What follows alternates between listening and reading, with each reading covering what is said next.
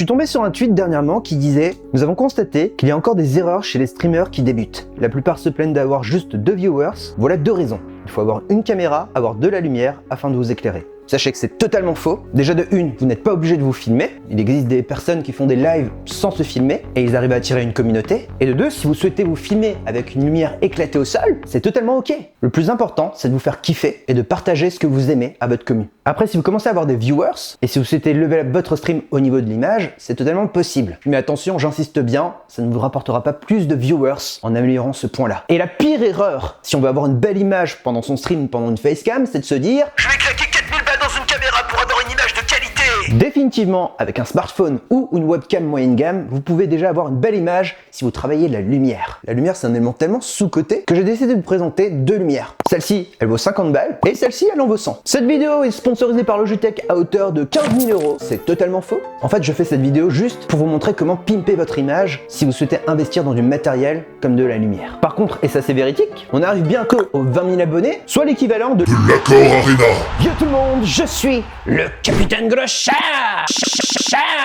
Bref, trêve de clavardage, il est temps de vous parler du premier éclairage qui vaut 50 balles de chez Logitech. Et c'est la Litra Glow, c'est mon petit coup de cœur que je recommande pour les petits setups et surtout les petits budgets. Au déballage, il y a la lumière et son socle, plus un câble, il n'y a pas d'assemblage relou à faire, t'as juste à brancher en USB-C, faire ton petit cable management avec l'encoche pour avoir un truc ultra propre. Mais avant de vous parler de l'image, je dois vous parler de la construction. L'éclairage fait 9 cm par 9 et ça se faufile derrière l'écran. Perso, j'ai un gros bordel derrière l'écran avec des grosses LED qui permettent d'avoir un éclairage RGB. En vrai, ça passe crème. On peut orienter l'éclairage comme on veut et on peut même la surélever. Alors moi, j'ai une petite hauteur sur mon setup, donc je ne vais pas le surélever du tout, mais voilà, au cas où, c'est possible. D'ailleurs, si jamais vous souhaitez réutiliser l'éclairage sur un pied que vous avez déjà, vous pouvez le déconnecter de son bras et l'appliquer sur un trépied, un tripode, ce que vous voulez. Cependant, il y a quand même un truc qui me chagrine, c'est plus au niveau de la construction du bras. En fait, c'est fait de plastique, mais je le trouve un petit peu fragile. Alors c'est vrai que si on le pose sur le setup de stream, c'est quelque chose qu'on ne va pas remanipuler dans tous les sens, mais si vous êtes une personne qui a l'habitude justement de bouger de zone pour faire du tournage, que ce soit pour faire des lives de cuisine ou des lives bricolage, puis après retourner sur votre place pour faire un live de gaming, je ne sais pas ce que ça peut donner à la longue, le fait de manipuler justement ce bras, mais voilà, au cas où je le dis. Cependant, comme il est super léger, ça reste pratique pour l'emmener un peu partout. Après, je chipote un peu sur les matériaux de la Litra Glow, mais un point ultra positif, c'est que la Litra Glow, c'est un soleil. On peut gérer la température et l'intensité de la lumière jusqu'à 5 niveaux grâce au bouton physique situé à l'arrière de la light. Et si on souhaite un maximum de précision pour gérer justement la chaleur ou l'intensité, on peut utiliser l'application de chez Logitech. Et en vrai, si vous n'êtes pas à l'aise du tout avec les réglages, il existe justement des presets avec différentes ambiances. Et histoire de bien faire les choses, Logitech a fait en sorte que quand on allume justement sa caméra, la lumière s'allume automatiquement. Ça, c'est plutôt cool. Ce que je vous propose maintenant, c'est de découvrir à quoi ressemble l'éclairage quand vous filmez avec la Litra Glow. Et vous allez voir, c'est plutôt stylé. Là, je suis sans éclairage. Il y a juste mon écran et mon décor avec les lumières RGB. Et là, c'est la lumière de mon plafond. Et on est d'accord, c'est archi ignoble. Et là, c'est avec la Litra Glow à 50 balles. Et je trouve le résultat vraiment propre pour le prix. Sachant que là, ce que j'utilise, c'est la Litra Glow plus ma webcam. Et en vrai les gars, je vous le dis clairement, ça fait largement le taf. Si on compare l'éclairage avec la lumière de plafond et l'éclairage avec la Litra Glow, bah y a pas photo, la Litra Glow est plus intéressante. Après si vous êtes déjà équipé, vous pouvez prendre votre caméra plus la Litra Glow et effectivement le rendu est excellent. Mais par contre regardez ça, si j'utilise justement ma caméra, c'est une GH5S qui a coûté à l'époque 2000 €, plus ma lumière de plafond, on se retrouve de nouveau avec quelque chose de dégueulasse. Le vrai secret pour avoir une belle image pendant votre stream, c'est d'avoir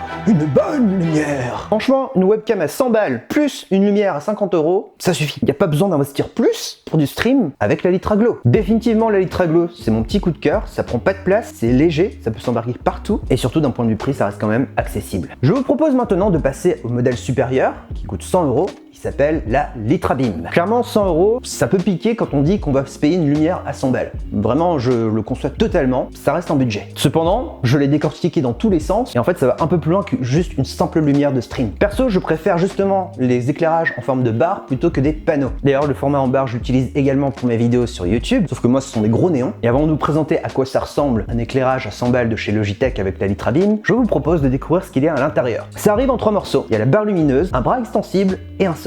La barre lumineuse peut se fixer sous 3 angles différents, juste ça c'est royal car ça permet avec le bras d'avoir plusieurs types de positions pour travailler la lumière et ça permet aussi une meilleure intégration dans son setup et cela peu importe la taille. Au niveau du bras, c'est aussi en plastique mais il est nettement plus qualitatif que celui de la Litra Glow. Par contre en termes de rendu et en termes de puissance, mais ça alors rien à voir avec le précédent modèle. Sur cet essai, on est sur un éclairage avec la Litraglo. Et là, c'est avec la Litrabeam. Même si le Litraglo est excellent, le gros avantage du Litrabeam, c'est qu'il permet d'être orienté comme on le souhaite pour modeler son visage. Ce qui permet d'explorer différents styles d'éclairage. D'ailleurs, si vous en avez deux, vous pouvez expérimenter encore plus. Alors si vous n'êtes pas du tout dans le milieu de la photographie ou de la vidéo, mettez tout en mode auto. Comme ça, vous n'aurez pas à gérer l'exposition, le shutter speed, l'ISO, etc. Restez en mode automatique. Comme la lumière est diffuse et ne va pas cramer votre visage, votre appareil va faire en sorte de s'adapter à la lumière qu'elle reçoit.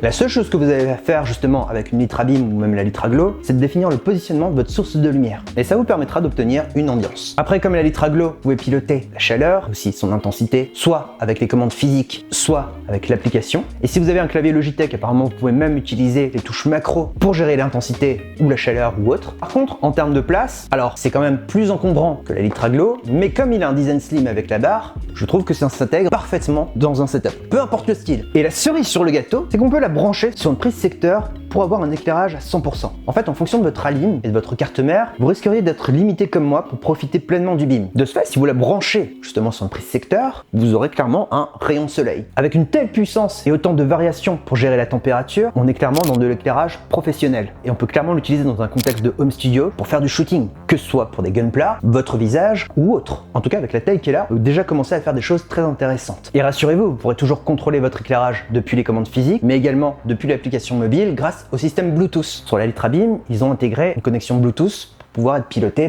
depuis Windows. Par contre, j'aurais bien aimé avoir une application mobile, justement pour l'utiliser par exemple à l'extérieur. Logitech, si jamais tu m'entends, petite application mobile pour la Litrabeam, ce serait cool. D'ailleurs, petite astuce, vous pouvez même l'utiliser en mode lumière pour votre écran. Il suffit juste de la placer au-dessus de votre moniteur et de placer les LED vers le bas. En conclusion, je dirais que la Litrabeam est vraiment faite pour ceux qui souhaitent avoir un éclairage professionnel pour leur stream avec une option Home Studio, histoire de taper un peu de création à la maison. Pour le coup, vous pouvez même faire un live de cuisine. L'éclairage est tellement puissant et diffus que ça suffit pour éclairer une grande scène. Si vous recherchez de la puissance avec une belle diffusion et surtout une lumière qui est polyvalente, la Litrabeam est plutôt intéressante. Par contre, ça reste 100 €.